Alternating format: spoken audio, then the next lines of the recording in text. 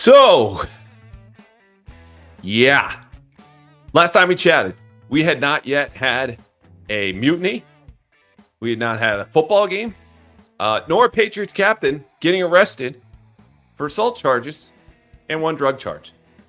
Boy, this has been a dumb 4 days. Okay, it is Monday night. We are recording as we always do, solo here to Monday. Hopefully you're having a beer. I am not tonight. I'm going to give you a little sugar. We're going to start with dessert for breakfast, not dinner for breakfast, okay? Not breakfast for dinner. We're going to go straight to the sweet stuff. What do you want to hear about? What do you want to talk about? What do you want to know when the team stinks and they're on the 4-game losing streak? You want to talk about Drake Maye.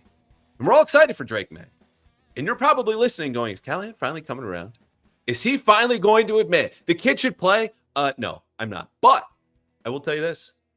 His time's coming. I would bet almost anything at this point that Drake Maye will be starting for your New England Patriots within the next 3 to 4 weeks, because one of two things had to happen for Jacoby Brissett to hand the reins over to the kid who's the number 3 overall pick. The reason basically you're watching the rest of this godforsaken season if the Patriots keep playing like they did on Sunday.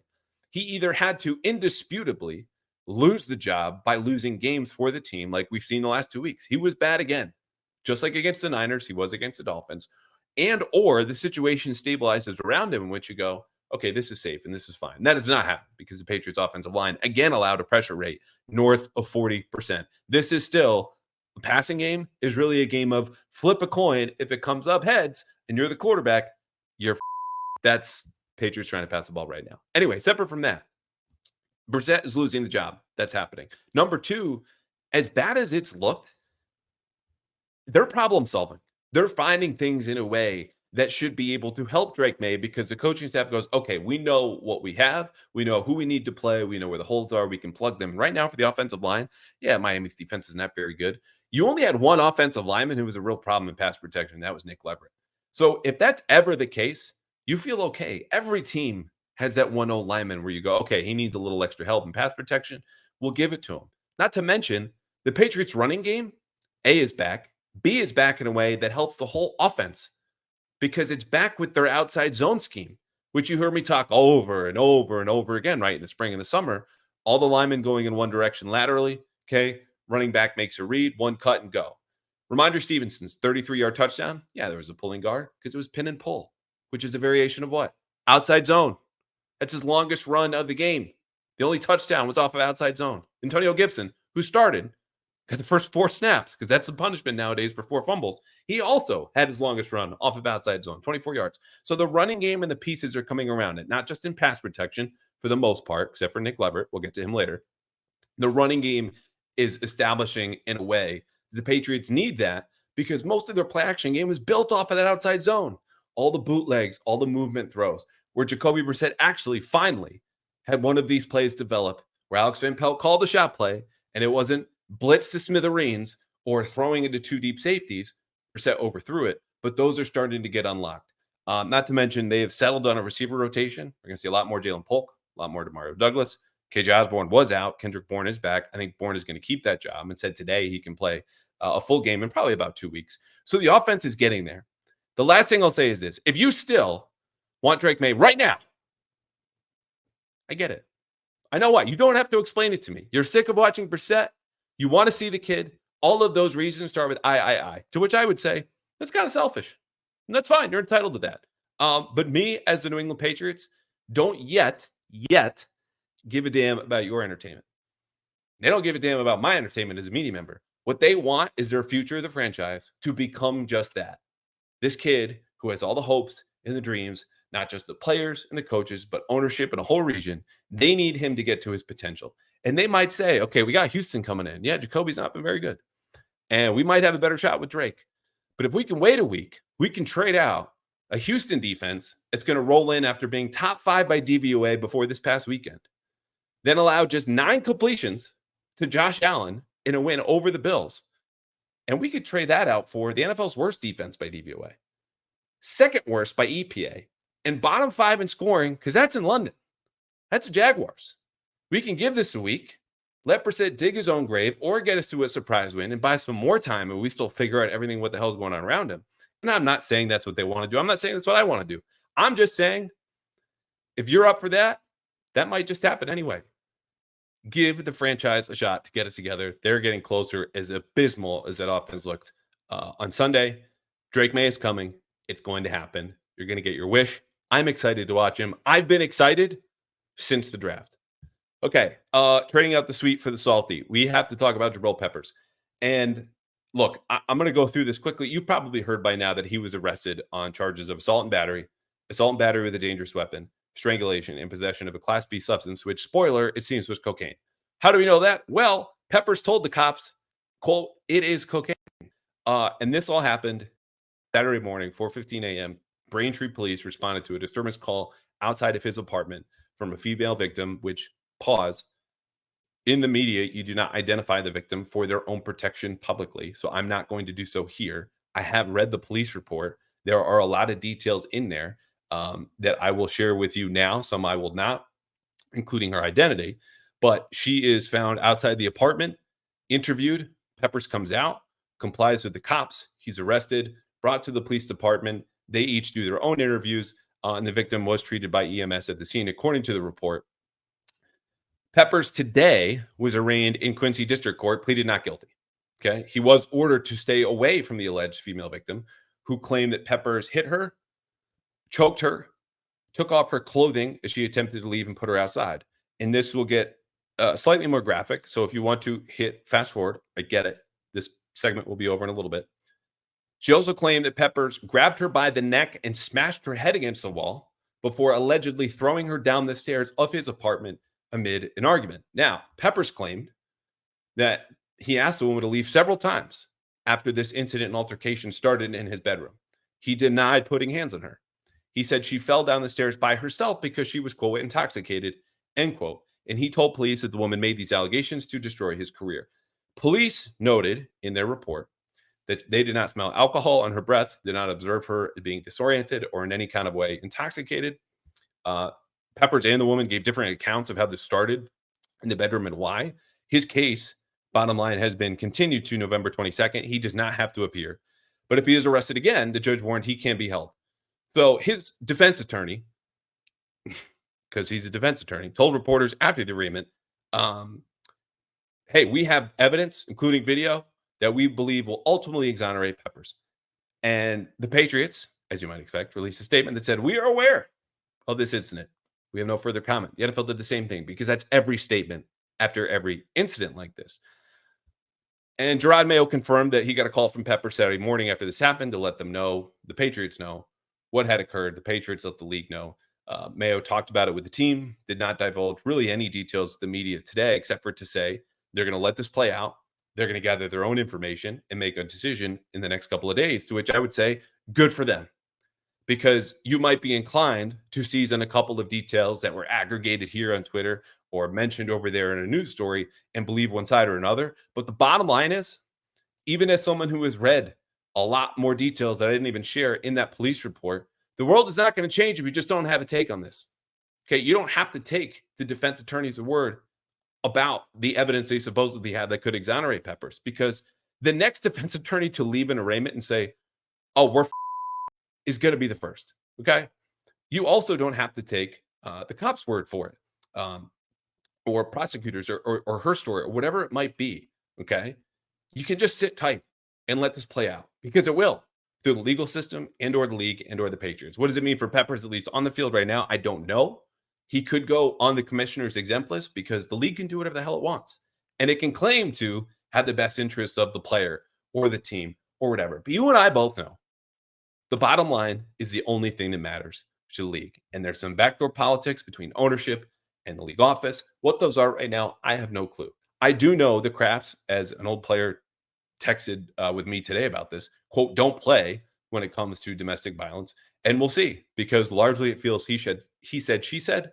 And I'm not inclined to make any kind of judgments. I'm just going to report the news as I did today, writing for the Herald and telling you here in this podcast. And that's where we're going to leave this. So stay tuned. That's about it. However, on a higher note, I came so close to giving you two prize picks to go 2-0. Aaron Rodgers had something like 74 yards at halftime against the Vikings. And were it not for Jalen Polk's heel, which is not to blame him for the overturned touchdown, Jacoby Brissett would have thrown a touchdown, and we would have been over 500 this season with our prize picks of the week. Alas, We did not. But I always tell you, hey, if you want to take the Costanza approach, Callahan's instinct, and just do the opposite, you can win money. There's no better place to win real money than Prize Picks this season, where you just look at player stat projections and you go more or less. Okay. And if you make 4 correct picks, you can win up to 100 times your money. Again, more or less. Passing yards, receiving yards, touchdowns, every team across the league, most players. They could be on your fantasy team. They could be playing the Patriots. They could be the Patriots. But if you sign up today with code CLNS, you will get $50 instantly when you play $5. You don't even need to win to get the $50 bonus at Prize Picks. It's guaranteed. You can make these picks in less than 60 seconds and turn your sports takes or your fantasy team or whatever into real money all season long on Prize Picks. So download the app today. Use code CLNS to get $50 instantly after you play your first $5 lineup. Prize Picks, run your game. Okay, speaking of the running game, and for those who are new, typically we don't open with Drake Maye talk and then legal details and Prize Picks picks of the week, which we'll have more later this week. Fitzy, everybody's favorite, is coming on for the episode later this week. We talk offense, we talk defense. If the Patriots win, we hand out some game balls. If they lose, we have a segment we call We Need to Talk. And then we get into What Would NFL Film Say, this fictitious hour-long documentary about the Patriots season, imagining what they would say after this particular game. Last 4 weeks, not been great.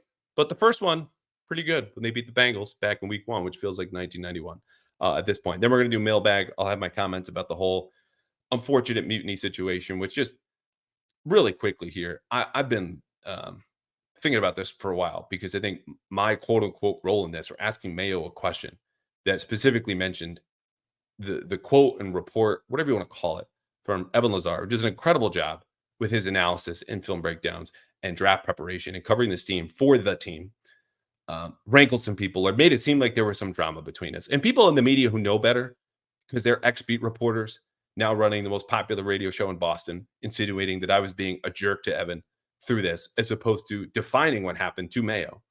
So he couldn't say, oh, fake news, outside media outlet. That's just their narrative. Because what made the story bigger was it came from inside the house. The call was coming from inside the house. It was just really disappointing because there's nothing personal between Evan and I. We talked that day.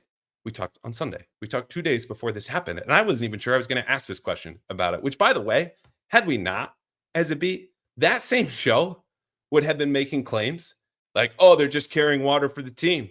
Mayo's got the media right where he wants them. They don't even ask about the biggest story of the day. Not to mention that show also takes more shots at reporters than any other in the entire city. And now they're suddenly concerned about how we're treating each other, as opposed to doing our job in a way that makes Mayo answer the question and deal with the story because it got big because of what had happened. Anyway, that might just be all I have to say in the matter. Let's talk about football. Here's the thing about this game. Patriots lose 15-10. And I wrote up, as I always do, I don't know, 2,500 words about this for the Herald. Gifts, blitz breakdowns, personnel, yada, yada, yada. You know what happened. The Dolphins had a punt blocked. They botched a snap on a field goal. They snapped the ball about 50 million miles over Tyler Huntley's head. Lost a turnover battle, only got 2 sacks, gave up over 150 rushing yards, and still won because they bullied the Patriots. Before they marched 15 plays to the game-winning touchdown, they had 4 drives that were at least 8 plays or longer. They racked up 196 yards. They won time of possession by almost 10 minutes, of which a stat that's getting very overrated because Mayo keeps bringing it up. And that's fine. He can say what he wants. But the point is, the Patriots defense got worn out because after all that, you would get worn out, especially when the new signal caller, Marte Mapu, made his freaking season debut after basically not practicing the last 2 months and is running all the way around from deep safety to split safety position on the edge, inside linebacker, and they just can't hold up. But Miami, a finesse team, bullied the Patriots. Their offense unraveled in the last few minutes. We all saw these dumb mental mistakes. I lit the coaching staff on fire in a way that I don't do because this is more of my speed. Analytics, stats, research, play breakdowns, reasonable football analysis. But this was a joke. And as well as I do, Jacoby Brissett played a large role in this. And I went back and watched the film and I said, yeah, this was not good. But you already know. His accuracy percentage, just his ability to put the ball where it's supposed to go, was only 65%. Okay. And again, he was under pressure 46% of the time. It's terrible. But he, for the second game, I could see the pressure getting to him initially in the first half. that was like, okay, he might finally be breaking. Like we talked about last week. Okay, it's taken 4 games for Brissett maybe to break under all of this pressure, this onslaught of hits and hurries and sacks. He takes 2 sacks in his first 2 dropbacks. That then he's looking immediately for an outlet, like seeing Demario Douglas cross in front of his eyes on a shallow cross route, and he just whips to the right flag and gives it to Ramondre Stevenson, who gets tackled in the flat for nothing. Whereas if he had just looked at the guy who's going in front of his face and thrown it to him in motion, Demario Douglas does the rest, and they get a first down. He eventually did settle in, but the main issue was the Dolphins won the middle of the field, and when Brissett had to go outside, where the Patriots receivers were covered, and he's not as effective, he was 5 of 10 for 55 yards. So it's no surprise that his 2 longest throws, his 2 best completions before the last drive, and he gets 21 yards, and then the 25-yarder to Hunter Henry, because Miami was like, cool, you want to throw it in bounds with no timeouts and seconds left? Great by us. Both of those good throws, his best throws, were to Demario Douglas for 18 yards and then 19 yards. So what the Patriots really need to do here, when we talk about fixes, what's next, and what they can do to help Brissett or Drake Maye, which I really know you want to hear about Drake Maye. We already talked about it, is unlock the middle of the field. And to me, this is where motion and tighter formations and more play action will help, because Jacoby Brissett has 105.3 passer rating over the short middle of the field this year. On Sunday, that was 76.4. So if you want to know how and where and why the Patriots couldn't throw the ball, yeah, it does have to do with protection. Yeah, it does have to do with the receivers who couldn't separate. We're going to get to that later. They didn't win the most valuable piece of real estate there was. They ran the ball really well, which I can't believe it's taken me this long to get to. 7.9 yards per carry, new franchise record, by the way. Yeah, but sure, let's call force rate passes at the end of the game and at the end of the first half. Anyway, this is to say that Jacoby needs to be better. He needs to be more accurate. He needs to settle in against pressure. But he did make multiple completions while actively getting clobbered. And to bring up the point about the pressure, it's hard to access the middle of the field when Nick Leverett is giving up, again, a sack, a holding penalty, and 6 other pressures as the center. Now, again, he's never played center really in the NFL. I think it was 42 snaps he had at center before he got to New England. Okay. And he played in Tampa Bay for 3 seasons. He's been a guard. He's mostly been a guard. But Brissett, if he can't get to the middle of the field, and especially the intermediate level, he's in trouble. Now, outside, let's just do the receivers right now. Separation's a real issue. Jalen Polk and KJ Osborne, according to Next Gen Stats, are dead last and second worst by average separation at the catch point. Again, Jalen Polk is dead last. KJ Osborne didn't play, is second worst in average separation at the catch point. They are also among the bottom of the league against man coverage, according to PFF. And once you know, Brissett against man coverage was 5 of 13 for 57 yards versus man-to-man. And over the last 3 weeks, I kid you not, the Patriots only have 10 completions against one-on-one coverage. So half of them came on Sunday. When you watched and go, how the hell is this an NFL offense? Well, that NFL passing offense was much better against man-to-man coverage than you saw against the Jets and against the Niners. Again, 5 of 13 for 57 yards. The receivers are not getting separation. They're also not getting yards after the catch, where Jalen Polk also ranks dead last in the league right now, according to Next Gen Stats, which is not to pile on a rookie. But this is how, again, you lose a game despite winning the turnover battle, blocking a punt, having a field goal fumbled, and then you recover, and applying a decent pressure rate. Defensively, the Patriots got over 30%. It's because you can't convert in the red zone. You can't pass when you need to. All that said, bad game for Alex Van Pelt. They should have run the ball a little bit more. 60% run rate on first down. That was good. Success rate was 47%. It's okay. But it's more than double what it was when you passed the ball. Not to mention, here was the big kicker. The Patriots go to 11 personnel. We talked about this last week. That's their most common personnel grouping. We're going to go with 3 receivers. It's true for most teams. They were successful running the ball 62.5% of the time. When you got Miami to go lighter, because you did the same thing and then ran out them, you were cashing in over and over again. A 62% success rate rushing the ball is outstanding. And they got runs of 24 and 10 and 10, 8 and 6 yards. Okay, passing the ball from those 3 receiver sets, success rate was 26.5. Van Pelt did not dip enough into running the ball there. In fact, he only called 8 runs compared to 26 passes from that personnel grouping in a game that was never outside of 1 score. So they should have run more play action, which again, they finally get this deep shot and Brissett overshoots it. And this was not a good game from him, but you got to access that part of your offense. That's where all of the explosion comes from. If you're not going to stay ahead of the chains, which they did not, because they also had 5 holding penalties, which kind of forced Van Pelt to throw a little bit more. Everyone's going, oh, this 2-to-1 pass to run ratio. And that's accurate. That's a problem. But the context is, well, what would you call in 1st and 20?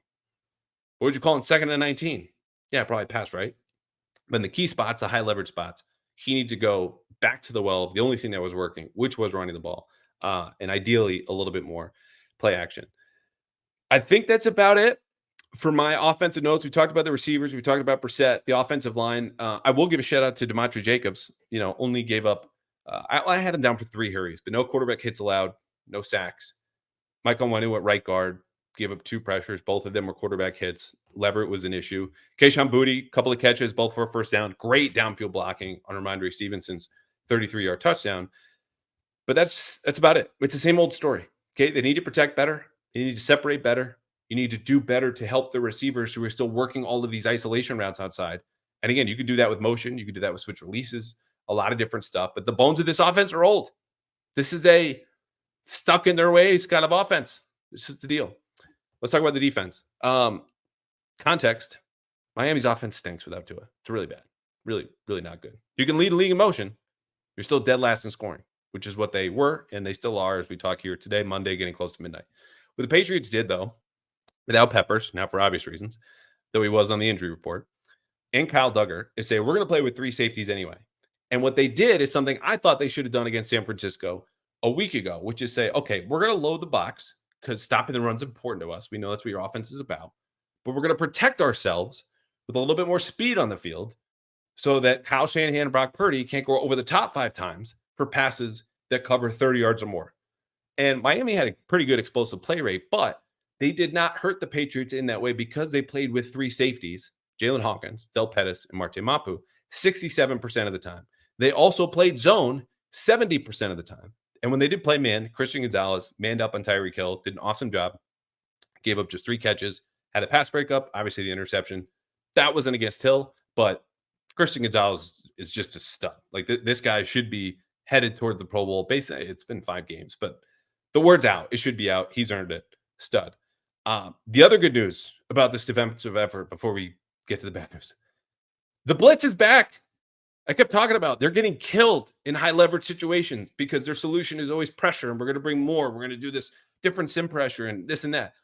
They only blitzed 22% of the time, but the Dolphins had a single successful play against it and averaged 1.5 yards per play against the blitz. Pretty good. So this is a big win for DeMarcus Covington. They played a lot of zone, alternated between single high and 2 high. They said, okay, Miami wants the motion all the way around. You got a mobile quarterback in Stu Huntley, who's not a great thrower. He did win the middle of the field, by the way, which is a problem. But we're going to keep all eyes on the quarterback to avoid him from scrambling, to avoid Tyreek Hill from getting by one guy who's in main coverage, unless it's Christian Gonzalez, and then he'll be able to hang one-on-one, and he did. So this was a well-coached game. The issue was the Patriots, again, wore down. 196 rushing yards, 75 offensive plays, time of possession over 34 minutes, and they miss 11 tackles. So it's not just that Kyle Duggar's out, Jabrill Peppers is out, Juwan Bentley's out. That was a big loss and is a big loss. It's also that guys are getting tired, and you saw it. And fatigue, as they say, makes cowards out of all of us. It also makes bad tacklers, and that hurt them. I'll also say the mental mistakes piled up. Keon White had not just a bad game, he had a dumb game. A horse collar penalty, 4 snaps later, followed by a headbutt of Tyler Huntley.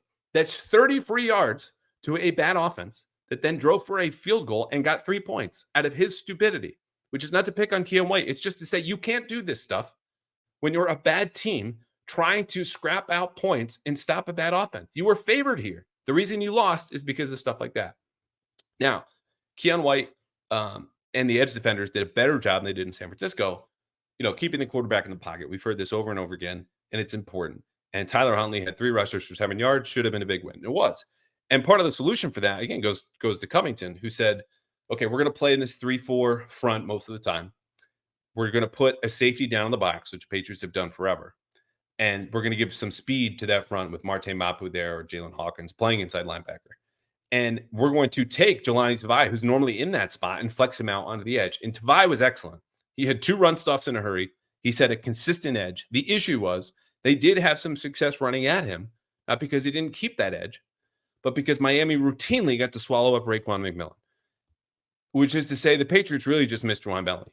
Like, you can play this 3-4 front. You need thumpers. You need dudes coming to knock the heads off of big, ugly, all due respect, offensive guards who are much heavier than you. And instead, Raekwon McMillan gets washed away like the tide rolling back in.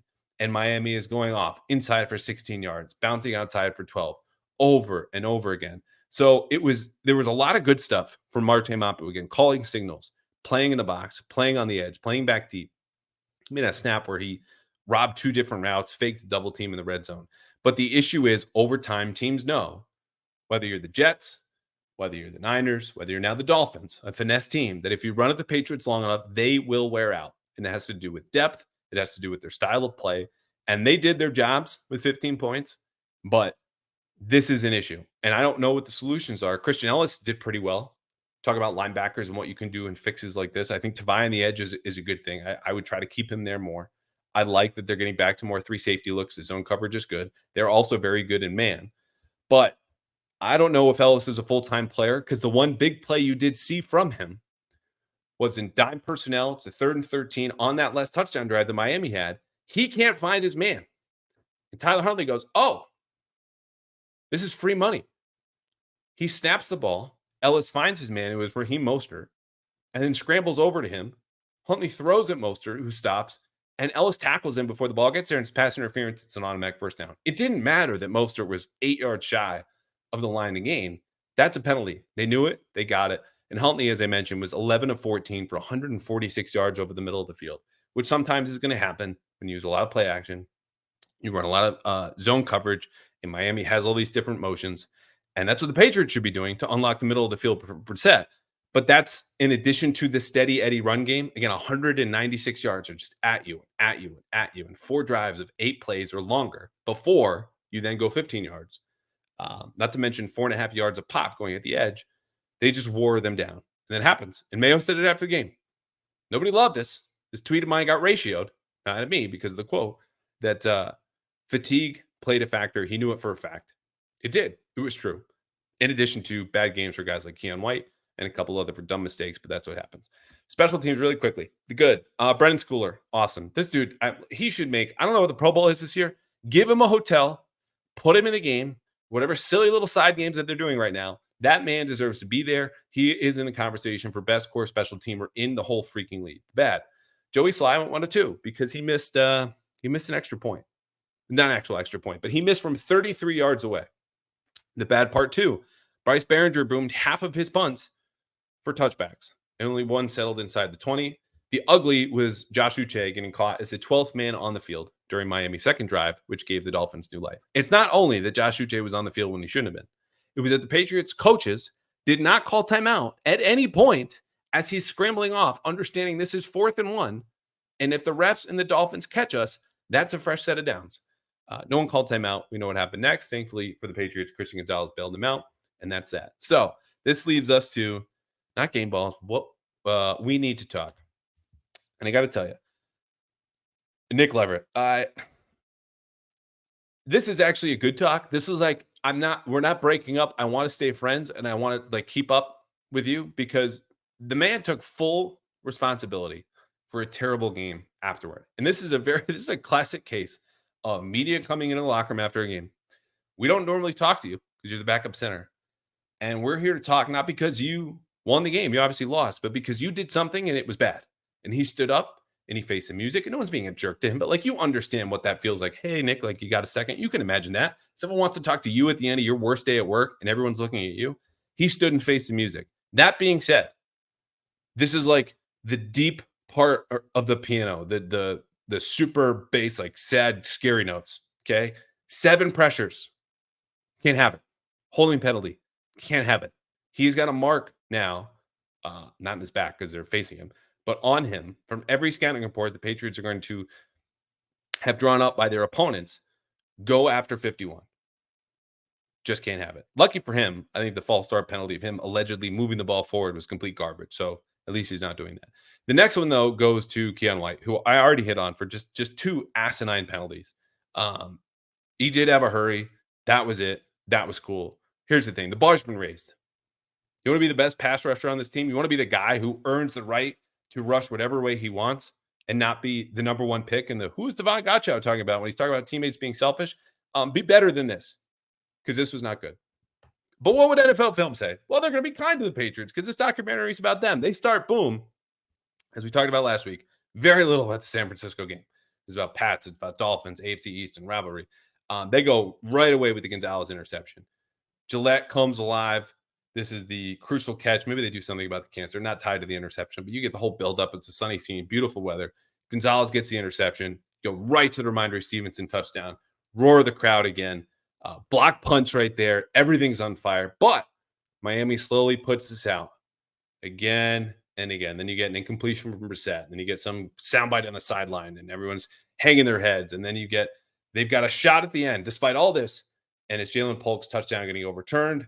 And you have the end with the big completion to Hunter Henry, and the time runs out. Mayo obviously gives a quote at the end. I don't know what the theme of this particular game is. I mean, like, obviously getting in their own way. It's a young team. That's probably what the highlight is.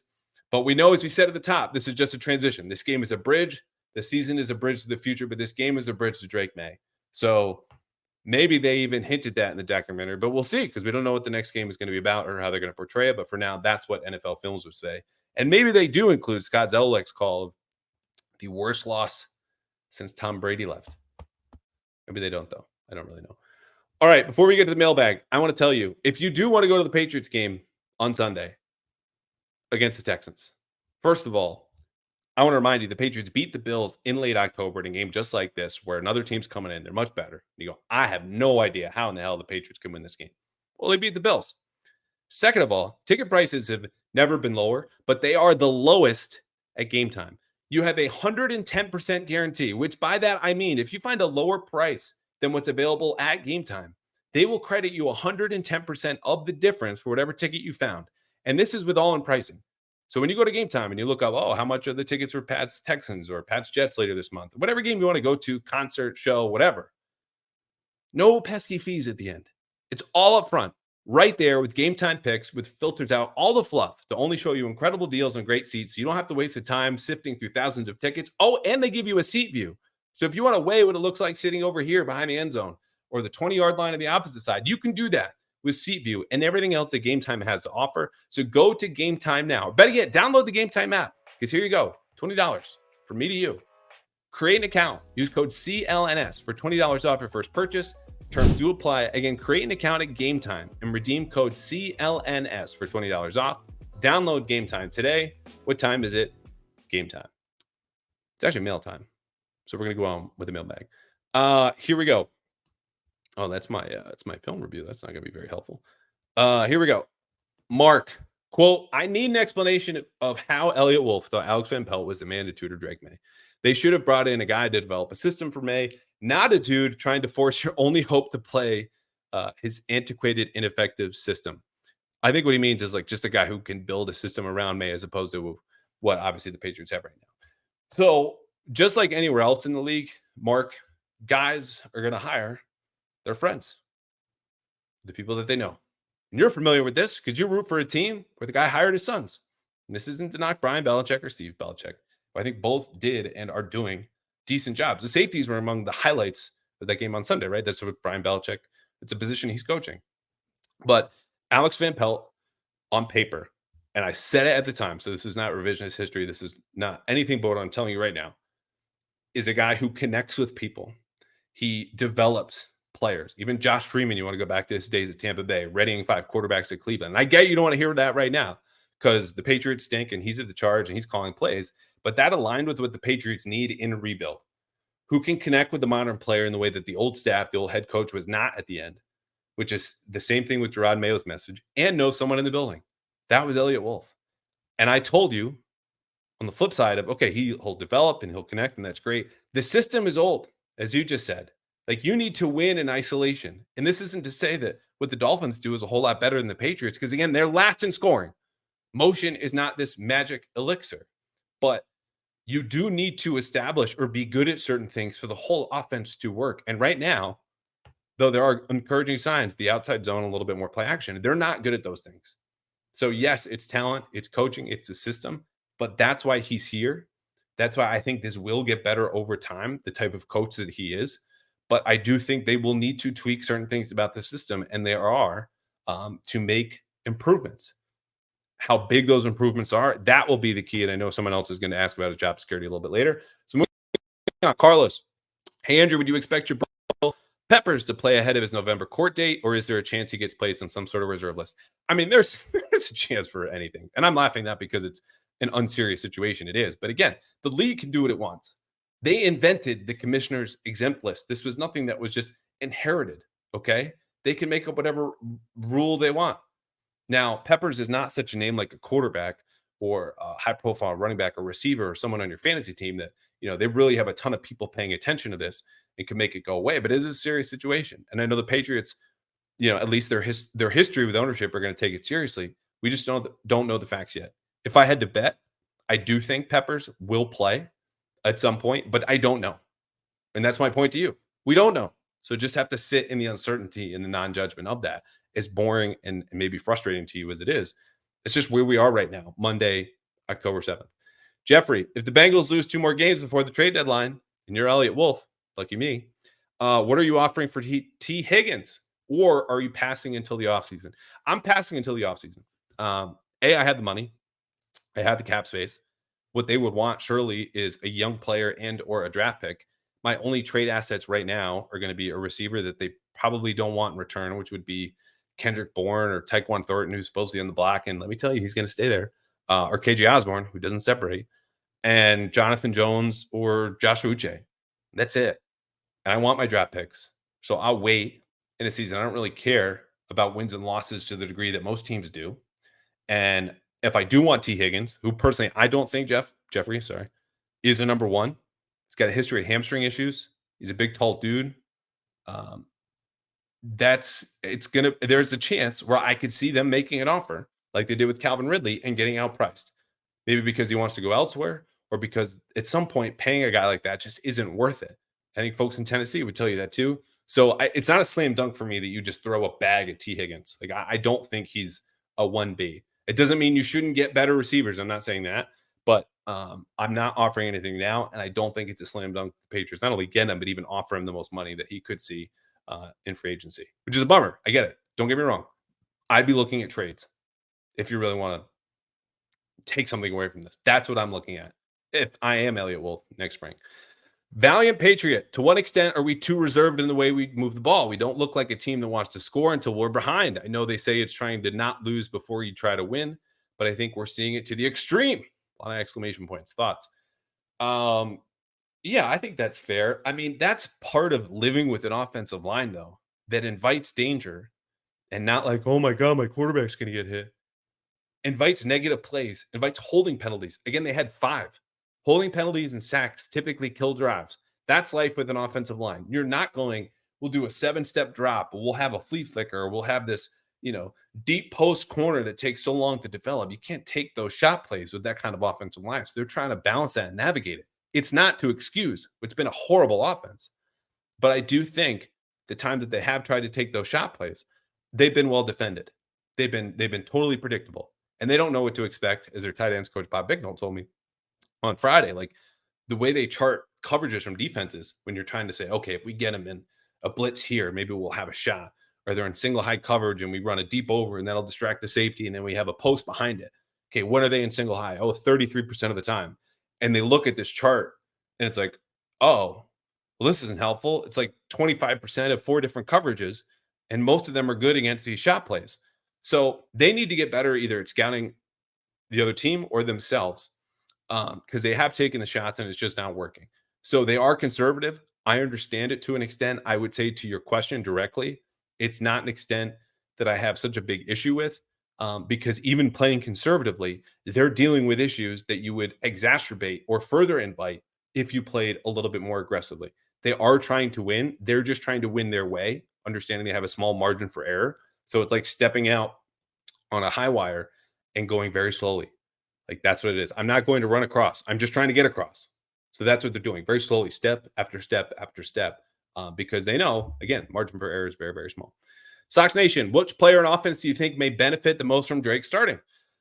I would say Pop Douglas. I keep calling for more targets for him, and it just hasn't happened. And we talk about Brissett as best over the middle of the field, passer rating over 105. He's still just not getting the targets. And I think whether it's because, um, Drake might be able to access that a little bit better or be on the move, um, because you would think maybe it'll be a downfield receiver. He'll attack. He's got a bigger arm, a stronger arm. But Tyquan Thornton's not even playing anymore. Jalen Polk is a downfield receiver, but he's not separating. And Jacoby's giving him chances downfield. He's just not making plays for the most part. So I think it is Pop Douglas because Drake's numbers also jumped significantly in training camp when Pop Douglas came back to full contact and was playing in 11-11. So I'm going to go with Pop. Kenny, it might be a league-wide issue, but it does seem like injuries have been piling up the past few seasons for the Patriots. There are a lot of reasons why this might be. But do you see anything with their current strength and conditioning coaches that might be contributing to this? Great question. I have a bad answer. I don't know. And it's to say that before I opine on this, I would want to have some serious data and not just injuries that they've had or number of games missed. It's what are the measurable differences between what they were doing in training camp now and their workouts in past years. And I was at every single training camp practice. I could list a couple of things, but off the top of my head is not a good enough measurement to give you the answer that you deserve. So what I would say is, I don't think, and I think I talked about this last week, the plan is all that different from what they were doing before under Moses Cabrera, who's now gone, because Duran Mayo, Draw's brother, now the head of strength and conditioning, along with Jim Whalen, who does some medical training stuff, and they've got one sports science guy left, I think. They're using the same playbook that Moses left. It's just like DeMarcus Covington taking over the defense from Bill. You'll make tweaks, but like the basis of what they're doing is still there. So I think it is partly bad luck. I think you do see teams who take it easy in camp and the preseason still have bad injuries, like you alluded to, league wide. But it is scary the way that the Patriots have been this banged up. And not all injuries are created equal, right? Like you deal with injuries at MetLife Stadium where that turf is notoriously bad, non-contact injuries. That's not because you ran an extra couple of laps back in July. It's just because that's a very unforgiving turf. And one bad twist to the ankle or knee or whatever it might be can cost you a season. So I don't have a hard answer for you yet. The longer we go into the season, though, I will be able to have better numbers to say, okay, we can only have a bigger sample for the Patriots, but a bigger sample relative to the rest of the league. And that's stuff that we can really sink our teeth into, as opposed to week 5 being like, oh, well, how many other teams have lost like 2 or 3 captains of injury? Okay, probably not many, but give it time and they might catch up. And then what's the reason? I don't know. All right, I got to go faster. Matthew, if you were running the Texans, wouldn't you just sit Nico Collins in week 6? Yes. Yes, I would. And I think he will. D'Amico Ryan said today that Nico Collins has a hamstring, and hamstrings usually take a couple of weeks. So I do not expect to see Nico Collins against the Patriots on Sunday. Chris, can you see Alex Van Pelt being a one-and-done OC? The play calling is a little underwhelming at times. Yes, I can. And it's not because I believe he will be a one-and-done or because I think he deserves to be a one-and-done. It's because while it absolutely has been underwhelming and the Patriots have been outcoached on offense the last couple of weeks, games, whatever, the coordinators go before the head coach does. So if Mayo's pressured to do something or feels compelled to do something and provide, hey, we're making changes, we're trying different things, he's not going to fire himself. He's going to fire that guy, especially if he's in charge of an offense that right now is scoring fewer points than Matt Patricia did. It's true. It's a fact. He has less talent, let's be clear, and some other challenges. But, yeah, it's not good. Jordan, is it fair to blame Kraft for this mess? He was the one who promised a head coach job to Mayo, which hurt our chances of bringing in a competent GM and OC. Yeah, sure. I mean, like my default, and I did this in the column I wrote Sunday, is to blame the guy at the top. Right now, the guy at the top of football operations on Sundays is Drake Maye. So everything else under his purview goes back to him. Kraft, sure. I would say I would not pass full judgment on Drake Maye in the first 5 games as a head coach. But as I noted many times, he only had 5 years in coaching. It's great he was here as a player. It's great he was a captain and a great leader. And I think ultimately, by the bet, I called him a worthy gamble. Again, you can look this up at the time. It will work out. But right now, his growing pains are coinciding with Alex Van Pelt's as a play caller, DeMarcus Covington's as a play caller, the worst roster in the league at their disposal. It's going to look bad. It has. They've cost him some games, and it could get worse. So, yeah, if you want to bring a blame Kraft, go right ahead. He's above Mayo. They can never say that they hired the best candidate available because they didn't ask around, and that goes for him and Elliott. But you can also believe in one or both of them, and still be upset with Krafts and say that. And that's pretty much where I land.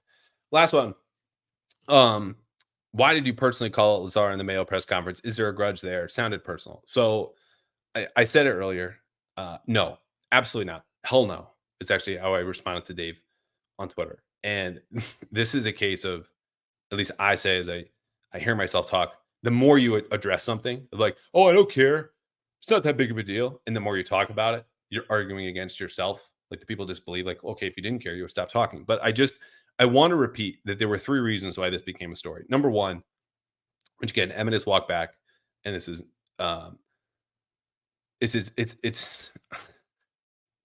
it was obvious to me. So that's why this has become just mind-numbing in so many different ways. The word mutiny is a wow word. Okay, like that's big. That means overthrowing leadership. That means players going, Mayo, you're done. You can leave. We're in charge now. That's what that means. Okay.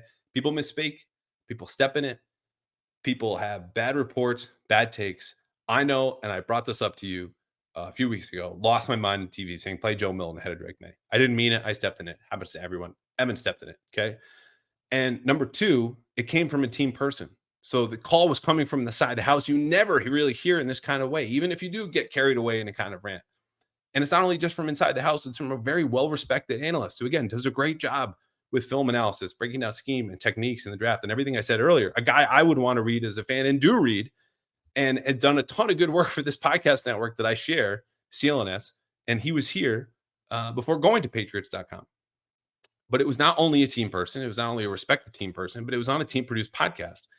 And again, people who work for the teams, which this is something the folks at Felger and Maz know because, again, they were in media. But there's a line drawn that I don't think most fans know, or some don't. So don't take this as me, talking down to anybody, because I never, ever, ever, ever want to do this.